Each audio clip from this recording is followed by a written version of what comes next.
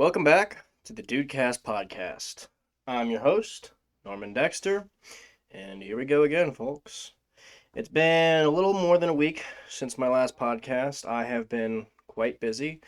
I wish it was with work, but thankfully things are now picking back up. But actually, I have been busy hanging out with some new peoples, some very good peoples. I've been having a really good time getting to know some new friends and exploring new, I guess, communities, we'll call them, and just learning a lot more about myself, my interests, and the people that I keep around me. Things are going really well. I definitely cannot complain.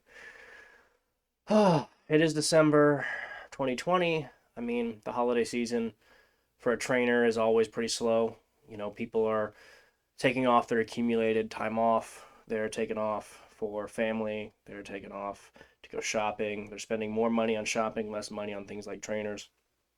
So it's usually pretty slow this time of year. Pandemic be damned. So it's usually slow. This year we have the pandemic as a fun little variable added. So it is what it is. I'm lucky to have the people that I still have, so I can't complain. Once January comes, I should fill right back up, so I'm not too concerned. But it's uh it's given me some extra time to do some other things, which has been pretty exciting. So here I am, finally sitting down to do another one of these. As far as what I want to talk about, I don't really have an idea. It's one of the reasons why I kind of put this thing off because I didn't have much I wanted to talk about. I mean, I don't normally start with an agenda for a podcast. I mean, I've done it a couple times now, but today it's just shooting the shit. I mean, I have a few things written here, but I don't really plan this stuff out or write a script, so we'll see what happens. But I was talking about the friends that I made earlier, and I was having a conversation with one of them just a little bit ago, and she gave me some words of affirmation that I'm not really accustomed to getting. So I don't know if other guys go through this or not, but I know typically in a relationship, in a cis heterosexual relationship between a man and a woman, vanilla for the most part, for those of you who are into the kinkier stuff, which I too am into the kinkier stuff, but the vast majority of my relationships have been very vanilla, very straightforward, monogamous, heterosexual relationships. And so, that's what would be defined as normal throughout the majority of society, right? And so in those relationships, I'm usually the one providing the words of affirmation to the girl that I'm dating, right? That's just how it's always been. And the only time I'm getting a thank you is when I get the door for them, or I give them a gift, or I'll make them some food, or I'll, take them out to dinner and pay for it. Like those are the words of affirmation I'm accustomed to. But I was talking to my friend earlier, and she basically I told her something as simple as, hey, you know, smoking is fine. It's just, when it's a lot and it's all I can smell on you, it tends to bother me, turn me off type deal. It's just how I am. But only on like that, like yeah, I smoke 2, 3 packs a day. Everything I own reeks of the stuff that bothers me, and I hate the idea of telling people that something about them bothers me because I don't want people to feel like they have to change around me. It gives me anxiety. I don't want to pressure people into changing who they are just to appease me. I don't like that feeling. And she goes, no, I really appreciate you telling me that. And I know that's probably hard for you. So thank you for that. And so she took the time right there to thank me for telling her something that is kind of hard for me to share. And I've never, it kind of hit me different because I've never received an affirmation like that before. I can't think of a single one. And it wasn't something incredibly intimate by any stretch of the word. I mean, it was, I don't know what category it would fall under, but it definitely made me realize that in the vast majority of my relationships, at least off the top of my head, I can't think of a single time where a girlfriend just gave me a word of affirmation. You know what I mean? Just made me feel better about something, uh, just because. It's usually I have to do something first, like, oh, I'm proud of you because you got the job or something like that. That real easy, obligatory stuff. Never was it for something really simple and mundane, and or something that really matters for that matter, or for that something that really has weight for that matter. And it's interesting. I I'm so used to that whole, just man up and take it. That's really my default. I just, take it on the chin and keep going. And to be shown any level of affection and afforded any amount of vulnerability by anyone is really rare for me. Mostly because in the past it's been seen as extremely unattractive, or you're too sensitive, or what have you, right? The reactions are always bad. Women in particular, in these more normal relationships that I'm talking about, they tend to see that stuff as unattractive or weak or so on, right? Uh, and I mean, it's just been reaffirmed that way for the majority of my dating life. And it kind of feels like shit, I'm not gonna lie. And now I feel like I need to go chop a bunch of wood in sub-zero weather in a snowstorm to prove my manliness after saying something like that. You know what I mean? It's a very strange conversation to be having, because there's a lot of people that they're like, yo, man up. And I'm like, listen, I'm more of a man than you'll probably ever be. And in this moment, I'm just gonna sit back and let this person, in this case my friend who I was speaking to, I'm gonna let her in, and I'm gonna show her that piece of me, because you know what? She's connected with me, and she's earned that. And I think those moments are really important and really special. And it's, I guess it says a lot about somebody and who they are, what their character is like. Particularly, it's a peek into their integrity. Um, there's some very judgmental people out there, and I think the more judgmental somebody is, the more insecure they are. Because in my worst relationships, and they were always relationships where I would bend over backwards to do everything I could to please the person. Almost every single one of them ended with them blaming me for something that, after the fact, I realized was them projecting resentment onto me because of their own insecurities. Now, I can't tell you how hard it was for me to figure that out, because, like I mentioned earlier, I don't like the idea of putting anything on someone else. I always try to look in myself first, like, okay, what did I fuck up? What did I do to deserve what has happened just now? And I always try to find a way to improve myself rather than blaming it on the other person. That served me well, because it's improved who I am, my character, and it prevents me from succumbing to the same mistakes over time. But what's been really important these last couple of years is, as I've increased friend my network of friends, and my support system has improved, it's been fed back to me by telling my friends, my very close friends, about these experiences. And like, why would you put up with that? Why would you? She said this, she did that, she did. Why would you be upset with yourself, or blame yourself for something that she did? And I would always say, well, I could always be better. And that's true. You can always be better. But the problem is, sometimes you engage with somebody who has damage or is otherwise broken in a way that they are not prepared to address. And when that happens, there's a buildup that can lead to them projecting their problems onto you. And that becomes a real problem, because you start blaming yourself if you don't realize it. This happens a lot with gaslighting too. When my most recent relationship came to an end, I was gaslit very hard, and I only realized what it was after the fact, after I told my friends what happened. So it's interesting, and it's really important for your mental and emotional health to have these conversations.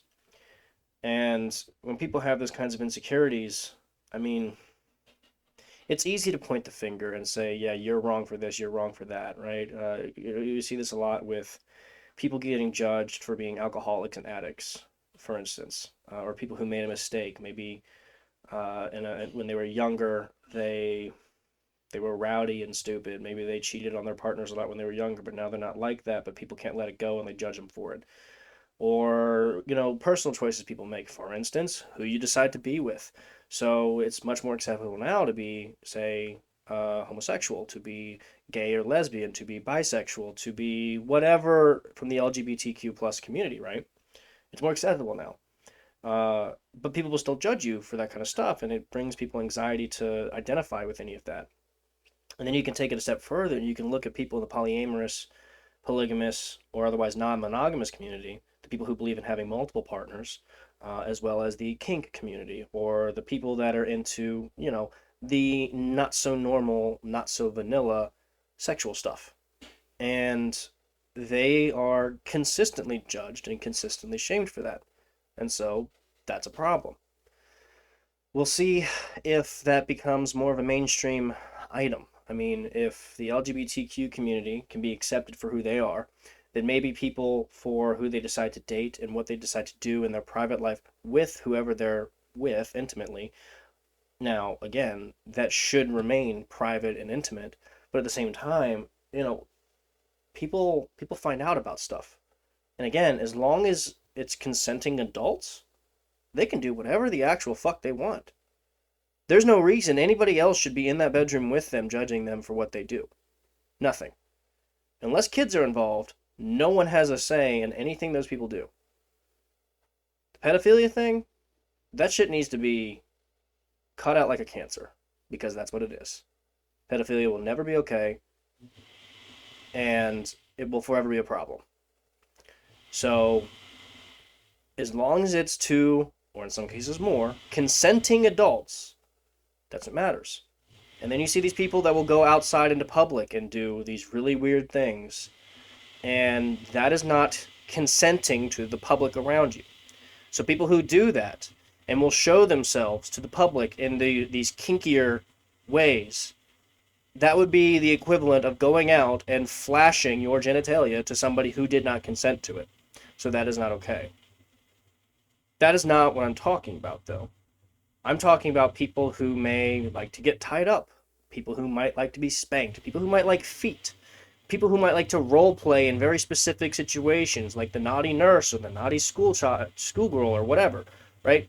People who want to do these things where they act out a particular role, or they have a particular infatuation with a certain object or clothing item, what have you, right? As long as they're consenting with another adult, it's fine. There should not be judgment or shame imparted upon those people. And I think a lot of people who do impart judgment on that are people who are just uncomfortable with it because they don't understand it. And hopefully it does become something a little more mainstream where people can start understanding it. Because I've seen a lot of sadness and a lot of depression, a lot of anxiety, a lot of panic attacks from people who, they're just trying to live their best life, and then someone finds out, and all of a sudden it feels like the whole world is shattering around them. So it's not your place to judge someone based on what they do in their private life. I don't, as a trainer, I don't go around judging people who are overeating and putting things into their body that are bad for their health. In fact, whenever I meet somebody who's a potential dating partner, I have to give them a disclaimer like, listen, I know I'm a trainer and a nutritionist. I know I do all these things for me in my life. I watch how I eat and I exercise. I need you to understand that what I do is for me and my body. What you do is for you and your body. I will never impart any judgment on you for the choices you make. I've dated all types, and it's not an issue for me. I chose to date you, whoever you may be, because of the reasons that you brought to the table. That does not mean I'm going to try and change you along the way. It means I accept you for who you are, and I want you to continue being yourself. Now, if you want help with eating, with exercise, with whatever, I will gladly help you as my partner. But the problem is, people will see me and what I do and the things that I preach about, and they'll think that I want that for them. I'm like, no, I just want you happy. And I just want you to accept yourself. That's it. Now, if I can help you do that, great, but I'm not going to force that on you. That is not my place. I don't judge people who are alcoholics, for instance. I don't judge people who are terrible with their money, for instance. Now, I would think, well, they would probably be better off doing this, but I keep that to myself. I don't tell it to them unless they ask me for advice. And even then, I still give it to them very, very softly, so it doesn't sound like an insult.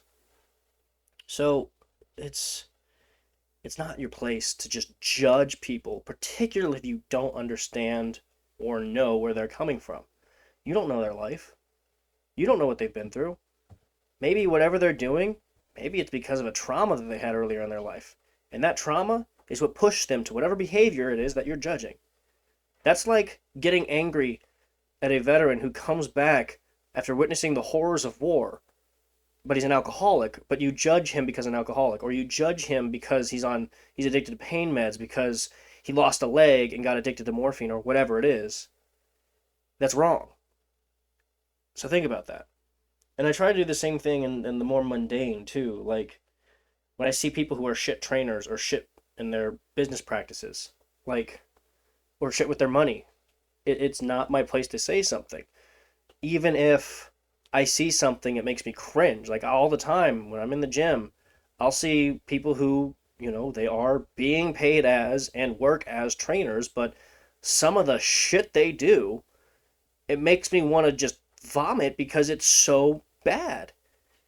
And it's most often just them not giving a shit. I'll see one client do it perfectly, then I'll see the very next client they have will do the same movement pattern but do it shit wrong. And they will fuck it up so hard. But the difference is the trainer didn't even try to correct them.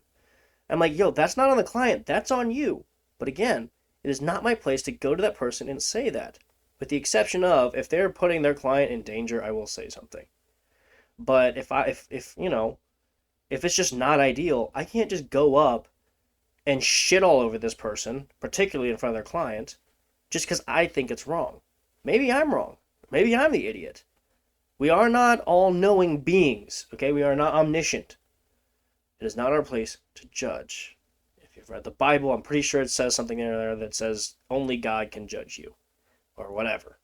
I don't know. I need to read the Bible still. It's literally sitting 10 feet from me. I probably should pick it up. But anyway. Have some fucking integrity. That's my point. It kind of fucking matters. But it's, we were talking about insecurities and now integrity. I saw this quote the other day, and I'm like, really? That's all right. Okay. It said, don't go through life. Grow through life. And like, yeah, I agree. You should do your best to grow. That's, the essence of life is growth. You do the best you can. Jim Rohn said that. I get it. It's a motivational quote. You should grow through life. But at the same time, don't go through life. Grow through life. It sounds like something a middle-aged housewife puts on the wall of her fucking bathroom. You know what I mean? It just sounds fucking ridiculous. And it's oddly related to this, but again, you have to have a sense of humor about stuff because in this case in particular, I mean, if you just go through life and you don't grow, as this quote says, you're not gonna have a great time, but it's gonna be kind of this blissful ignorance because let me tell you, when you delve into your emotional self and you try to figure out what's going wrong and you try to get some growth, there's going to be some growing pains. It's going to hurt. It's going to suck. It's going to be painful. So you can just settle and be the way you are from the time you're 20 until the time you're 100 and just die like that, or you can decide to unpackage all this painful shit that is gonna suck. And that's a decision you have to make. Personally, I think suffering is the cost of entry to a fulfilling life, which is one of the reasons why I seek out change, why I seek out new and challenging things, because that's kind of what scratches my itch in life. That's what I like to do. It's also the reason why I won't compromise on quality of life stuff. For instance, I didn't go to medical school because, well, one semester I tried taking classes akin to what medical school would have been like. I took 22 credit hours in a 7-week accelerated semester when I was at UC, and I did well. My worst grade was a 90%, so I got all A's, but I was at school 13 hours a fucking day, and I lost, I think, 17 pounds in that 7-week period. Couldn't work out really at all. I think I worked out twice in those 7.5 weeks. I wasn't sleeping for shit. I felt like shit, looked like shit. I was living off of Dunkin' Donuts and White Castle. It wasn't right for me. Now I know why so many doctors are out of shape, you know? They get run through the ringer not only in medical school, but also, the on call and other shift work that they have to do as a doctor is just fucking bonkers. And so I decided I don't want to be a doctor because it doesn't fit my own personal health values. And another one is I don't want to, like I mentioned in my one of my previous podcasts about how it's really hard to find a job right now, even with a master's and 10 years experience in my situation. But I could very easily go work for big pharma pushing some drugs and for some sales rep as some sales rep, but yeah, I'd make $250,000 a year, but I'd rather suck 1,000 cocks in front of my mother. It just it sucks, man. I don't want to do that. I'd rather hang myself. It sounds like hell. Whereas I could just work 8 hours a week training people, make enough to make ends meet, and I'll be happy with my life. I'll sleep well at night because I know I did something that I love. I mean, if I'm having a shit day and I train two people, one person, whatever, if I work with anybody and I'm having a shit day, they will turn my day around no matter who they are. I always feel better after working for any amount of time because I love what I do. And so I won't compromise on a job for a paycheck purely for the money. I can't do it. My quality of life is too important for me. And this year, as bad as it has been for a lot of people, I still was able to hit some financial milestones for myself. And because of those milestones, I learned a couple of things. One, I'll be fine financially regardless of what happens, COVID, finding a job, whatever. But more importantly, I realized that money doesn't bring me that much fulfillment. It has inherent value because it affords me certain opportunities, of course. But the thing is, hitting this milestone means that I don't have to work hard for money anymore. That doesn't mean I have to stop working. What it means is I don't have to kill myself working two and three jobs, 50, 60 hours a week to be where I want to be financially and stable and so on. It's a level of financial independence where I can kind of do whatever the fuck I want. And having that freedom, that's fulfilling to me. But just making more money for the sake of making money, it holds no purpose in my eyes. I don't see the point. I'm not trying to be the Bill and Melinda Gates Foundation and change the world. That's not on my radar of things I want to do. I'm not 20 years old with dreams of grandeur anymore. I'll be 30 in a couple of years, and I just want to kind of figure out what the hell I'm doing with my life, you know? The older I get, the more I have no fucking clue what I'm doing. I mean, here I am screaming into the void again on one of these fucking podcasts. Do you really think I know what I'm doing here? So, it's interesting. Money, we place more value on it than we should. I really do think that. But that is what it is. Greed has always been a problem for humans. It's never enough. It's always more and more and more. But with that, it should be. I don't know. Maybe some people do it as they get older and they settle down into family and so on. But for me, someone who's 28 and still single, it's kind of harrowing and humbling to go through a year like 2020 with the pandemic and anything, because it really makes you think, slow the fuck down and just take your goddamn time. Uh, and what I mean by that is, most of my 20s, I was in school. I was in school until August of this year. Uh, I graduated at 19 from high school. I was one of the older kids in my class. I wasn't held back or anything. I just happened to be older from my class. I think I was like the third oldest or something. So I graduated in 2011 at 19, and I went to UC for engineering school. And I liked it. I did well. I was ninth in my class, but I did not want to sit at a desk my whole life. And so I left. And so that was 2012 when I became a trainer. Because, well, when I was a kid and when I was a young teenager and I went to the gym for the first time and I saw a trainer, I said, wait, they get paid to do that? That's fucking awesome. I want to do that someday. And it's always been a thing that I wanted. I just knew it didn't make a lot of money. So rather than hedge my bets, or rather than, go the safe route and become an engineer, I decided to hedge my bets and put everything into the training. And so what I did was I just became more frugal. I figured, well, if I'm not going to make a lot of money, I'll just limit my expenses. And so most of my 20s have been very frugal, saving every dime that I could, doing everything I could to not spend money. And it worked out, and it put me in my position now. But in 2012, I started training and all this, and then I went back to school in the summer of 2013. So I've been in school since I mean, we did preschool when I was like 3 or 4, but if you don't count that, I was 6 when I was in kindergarten. And so that's 6 years and then a year and a half in between my first bout with engineering school and then going back. So I'm 28. I've spent 20 years in school. I spent more than 2/3 of my fucking life in fucking school. That's a bit too goddamn much. Particularly, most of my 20s I spent working the whole time while I was in school because I was always trying to get to that next step of the ladder, right? I was trying to climb that ladder of success. All right, get my degree. All right, save my money, work my ass off, sleep when I'm dead, that kind of mentality, right?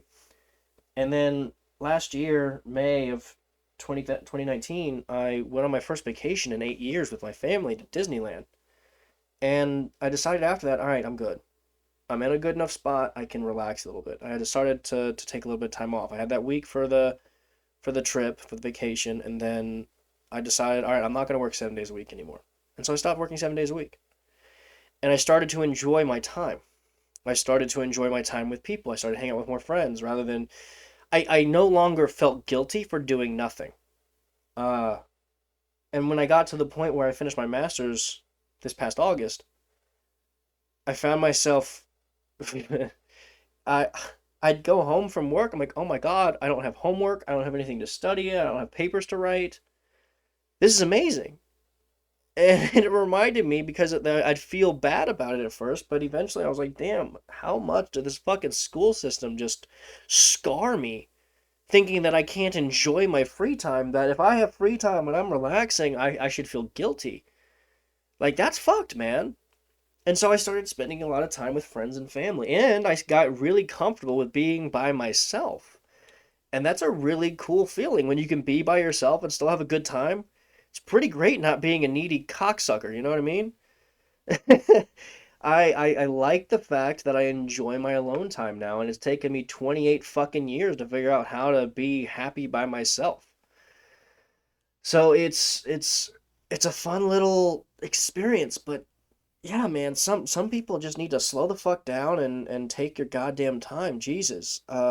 I get it. People like Gary Vaynerchuk I've mentioned before, they have the right idea of hustle, hustle, hustle, but even he's come back and say, "Listen, if you don't like it, don't hustle because you're not going to enjoy it. Quality of life matters.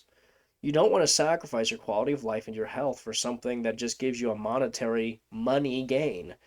Money is not everything, like I said earlier. It kind of, I mean, it matters, it's important, but it's not something you should be focusing on. It's one of the reasons why I hate money in terms of like sales and business interactions. I love personal finance. I love budgeting. I love trying to figure out how I can get a good deal on something or how I can save some money or be frugal. I love being frugal, budgeting. I love personal finance. How I can invest, different investment strategies, what opportunities are available to make a little bit more money. It's like a game that I can play. But when it comes to selling people, like for instance, when somebody approaches me for training and I tell them a certain price, I have to find a very particular sweet spot. And here's what I mean.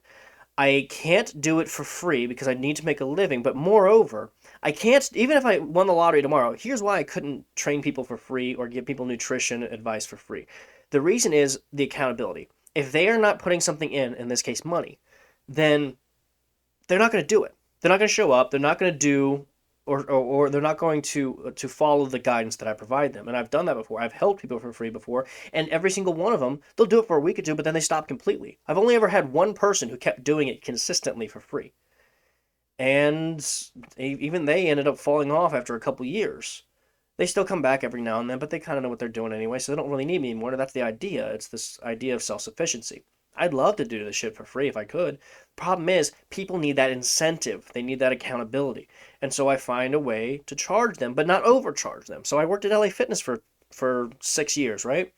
They had these fucked up contracts that once you signed them, you had 3 days. You had 3 days to make any changes or cancel that contract. Otherwise, you had 6 months to a year stuck in that contract. Fuck you, fight me. They would not let you out of it unless you paid hefty fees. It was terrible. It was rigid. It was god awful, particularly because they would sign people on verbal agreements. But what they signed is what was written in stone and couldn't be changed, and oftentimes very different than the verbal agreement that they agreed to. And so people would get severely fucked over all the time, and there was nothing I, as their trainer, could do about it because I wasn't there in the sales process. There was just somebody that was handed off to me. And then they come to me and ask some questions like, hey, I'm getting charged this, that, but I was promised this, that, and this. I'm like, let me talk to him. And I would talk to the manager like, oh, shit, no, it was this, blah, blah, blah. And it was this big miscommunication. Now, if it was a local gym, the miscommunication could be very, very easy to remedy. You just got to change it in the contract, right? Well, the problem with LA Fitness being a corporate entity, their policies made it you had to go 2, 3, 4 steps up the managerial ladder just to get permission to change one thing on these fucking contracts, and that never happened. Because that would lose the company money. That would change and affect their invoice for the month, and they would lose commissions, and it would affect their bottom line, their quota, and they would never do it. And it was fucking terrible. People were paying $50, $60, $70, as high as $80 to work with me for a half an hour. A half an hour! You want to know how much I got of that? $10, $12.50, $8 or $11.50, $8.50 for that half hour. Then I would get taxed. That's what I got paid. People who were paying $60 to $80 for a half hour with me, I'd get at most $14, maybe $14.50, and then they would tax me. So yeah, if I can find something under that rate to charge people with the people I work with now, so if I can charge somebody $25 for a half hour instead of $50 or $60 per half hour, you bet your fucking ass I'm going to do it. If I can incentivize them to come and see me and bring a friend by saying, hey, if you bring a friend, it's $20 for a half hour for both of you. So that way they're both paying $20 instead of them both paying $25. All of a sudden, they got a buddy coming to see me. And 2 people are now being serviced for a fraction of the price it would have cost at a place like LA Fitness. So in that instance, they're paying $40 for a half-hour session between the two of them, $20 per person, whereas at LA Fitness, it would have cost them $100, $50 per person, or more. So if I can do that, that is how I can feel okay with charging people, because they can be held accountable for a price that works for them, for a price that will give them what they need, that incentive they need to remain accountable to me as their trainer, as their guide, whatever I am to them. And then they can progress forward, they can get what they need out of it, and guess what? Hopefully they get to the point where they're self-sufficient and they never have to see me again. And guess what? When they are done paying me, I still answer their questions, because that's what I do. I love doing this shit. This is that quality of life thing I was talking about. I posted a picture the other day of an online client, my buddy Andrew, who's lost 30 pounds in the last 3 months. And he's doing really well. All I have him do is I have him send me, once every 4 to 6 weeks, I'll have him send me some pictures of himself, but he'll send me his weigh-in each morning, and I'm like, okay, let's make these adjustments. Well, here's the thing. He's doing so fucking well, I've only had to adjust his meal plan twice. Now, initially, his payment plan was $300 for the first month, and then $150 every month after that. But even that, I felt like shit, because I only changed his meal plan once, and then he was going to pay me again for the next month, even though I didn't make any more changes. Fuck that. I didn't do anything. Why does he owe me this? So I said, hey man, wait until I change something else, and then you can go ahead and pay me the next installment. And so he's only paid me twice so far. And that's all I need. That is all I need. He's only paid me those 2 times. And he'll do the third when he plateaus and I make another change. I want a transaction. I want an exchange, okay? If you've seen Full Metal Alchemist, you understand. I want that, how do they say it in the show? Equivalent exchange. That's what I want. I want a service to be provided before I receive payment. Then I can feel okay with that. I feel, okay, I've earned this. I can do that. That's all right. I can feel good about this. And you know what? They do too. That's the relationship, that's the integrity you should be having, in my personal opinion. You should be able to communicate that with somebody. And then they will see the value in whatever it is that you're servicing or producing for them. And if they don't, that's okay. You cannot get upset with somebody because they don't want what you are offering. That's why it's called an offering. Okay? Not a mandate, not an ultimatum. And that's important. So with that, I mean, it's you see a lot of people on this actual subject. A lot of people come to me for training. They're like, I just don't have any motivation. And I'm like, listen, guys, motivation is bullshit. Motivation, passion, and drive, they're all bullshit in the face of small habits. And that's for money, for success in anything, for happiness, for your relationships, your personal relationships, and your problem solving, all of it. It all pales, like there is no motivation, passion, or drive that is going to give you any of those things when compared to the small habits you build over time. The discipline is what it's called. The disciplines that got you going. Okay? The more you do, the more you get. The thing is, people want to rush it. Nobody has any patience anymore. They don't call patience a virtue for no reason. Patience is a virtue because it's fucking difficult. And guess what? If you're impatient, you need to be put into a position where you're forced to exhibit patience. And that can be with a person, with a partner. It could be on yourself. Patience is fucking important. And when it comes to habit building, behavior change, that shit takes patience. Because you're going to fuck up a lot. If I worked out only when I felt motivated, I'd work out 3 times a month. Okay? If I only saved money, or if I only exhibited integrity, or anything I've talked about in this podcast, when I felt like it, when I was motivated to do so, when I was passionate in the moment, when I had drive and ambition to do so, I'm not gonna fucking Tony Robbins rah-rah my way to that shit every fucking day of my life. No, you just build habits. You build integrity. You build wealth. You build a reputation for yourself. You build relationships. Rome wasn't built in a day. A house wasn't built in a day. You know what I mean? It's the little things that add up to something bigger. And that's oftentimes forgotten and really, really important. People just want it now, now, now. I mean, I need that new iPhone now. I need the newest, best TV that'll suck my dick for me when I'm watching Game of Thrones. I don't fucking know. Whatever it is, people need the newest and the best thing, and they need it right now, immediately. Go, go, go. I need it now. Can't wait. No, no, no, no. I need it. And there is no delayed gratification at all anymore. And I get it. You can fucking sit on your phone at home and order a pizza and it'll come to your door. You can sit at home and do all your Christmas shopping, never have to leave the house. But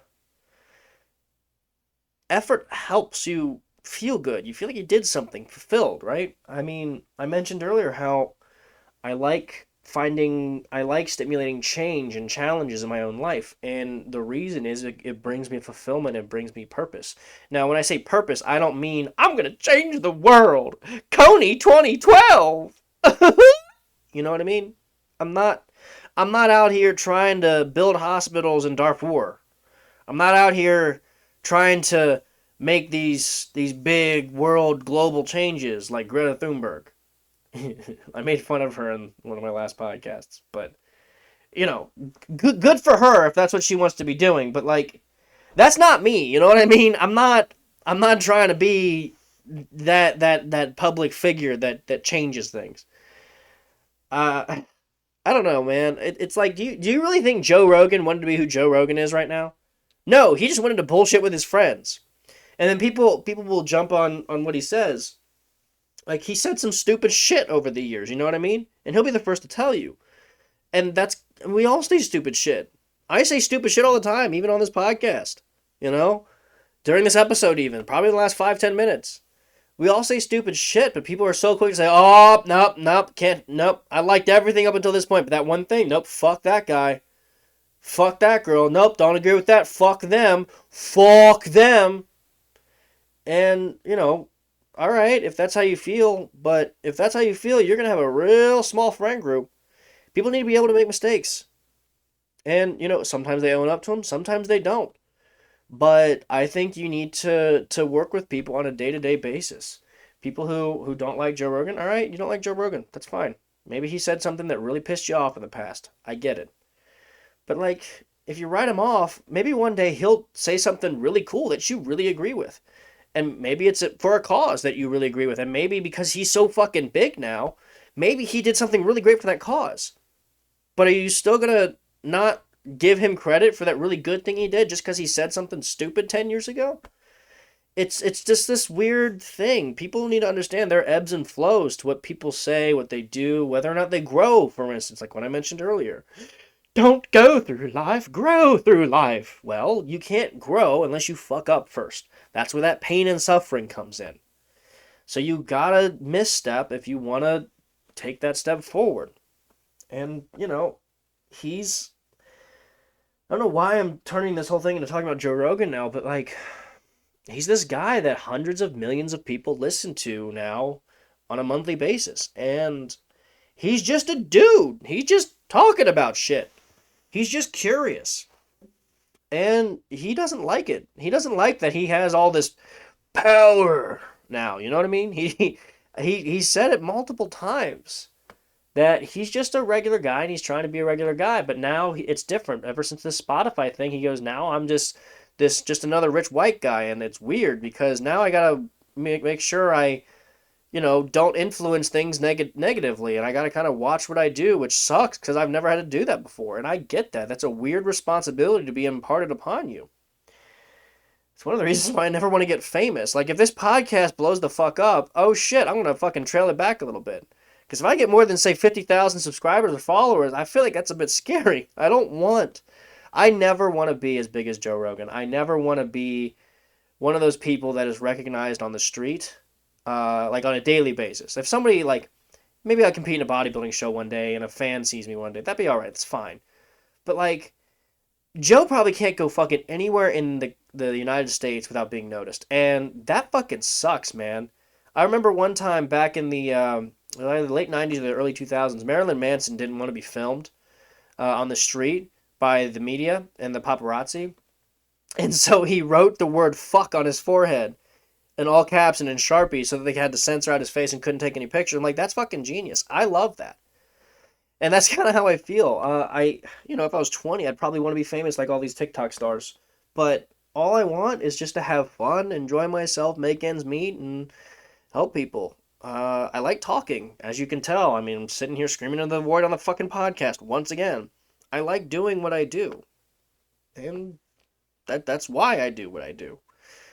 I don't do anything because I feel I have to. I do it because it's fun. I do it because I want to. It's the only reason I'm here. Like I said, you think I know what the fuck I'm doing? I'm sitting here in my basement recording a goddamn podcast. You really think I have any idea what the fuck I'm doing? Oh, God. And then these things usually go for an hour, but I don't see the point anymore in, like, standardizing that. I will say I'll stop at an hour and not go over sometimes, at least for now. Like, if you guys start sending me questions, cool.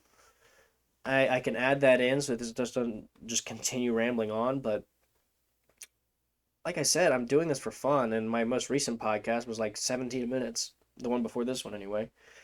And that one was just, yeah, I'm feeling it. I'm going to talk about this. And so that was pretty cool.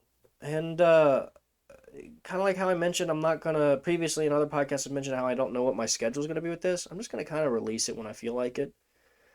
Because again, I'm not trying to do this for fame or for money. It's just, I like doing it. It's fun. I like talking to you guys. It's a good time. It's my little journaling experience, if you will. I like it. So, if you like what I have to say, please like and subscribe. The usual YouTube pour myself out thing, right? But yeah, it was nice to finally get this one done. I've been sitting on some of these notes I made here for about a week and a half now, and it's nice to kind of talk about it. Hopefully it connected with some of you, particularly the stuff in the beginning about feeling shame for who you are. I think I talked about that in my last podcast. And, it is what it is. It's your life. You get to decide what lens you want to look at it through, right? So, but hey, hopefully you all have a great day. I've